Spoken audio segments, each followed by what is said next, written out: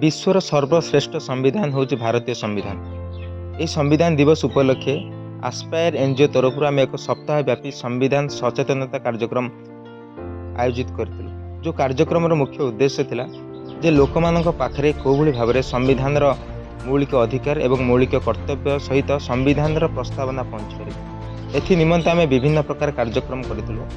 यथा आम प्रथमतः प्रत्येक व्यक्ति एवं प्रत्येक परिवार पाखरे कोभली भाव संविधान प्रस्तावना पहुँच पार। एथि निमंते आम प्रत्येक गाँव को जाइए एवं प्रत्येक परिवार एवं प्रत्येक व्यक्ति को संविधान प्रस्तावना दे से संविधान संबंधी आम सचेतन करूँ।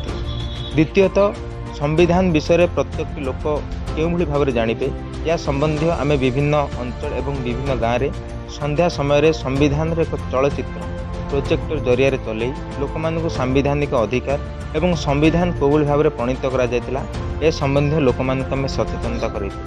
तृतीयतः सांविधानिक अधिकार तथा मौलिक अधिकार स्वतंत्रता समानता न्याय शिक्षा धार्मिक सांस्कृतिक एवं सांविधानिक अधिकार संबंधी विभिन्न सहर में जाई आम पथप्रांत नाटक कर। जो नाटक उद्देश्य थिला कि सामाजिक न्याय के भाव में लोक मान मिल पार समानता स्वतंत्रता और शिक्षार संबंधी यही नाटक आमर उपस्थापन। एवं चतुर्थ आम एक संविधान दिवस पालन करूँ।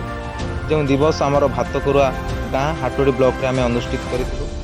यही दिवस रे मुख्य वक्ता भाव में आनंदपुर एसडीपीओ प्रशांत कुमार बेहेरा सार जोग देइथिले एवं सम्मानित अतिथि भाव में दिव्य ज्योति एजुकेशनल ट्रस्ट तथा पूर्वतन गणशिक्षा मंत्री एवं पीसीसी सभापति कन्या सस्मिता जेना जोग देइथिले। आम समस्त मुख्य लक्ष्य एया जेहेतु आम समस्ते जड़े जड़े भारतीय आमको संविधान को पढ़ा हेब एवं संविधान मौलिक धारा विषय जानवा हेब।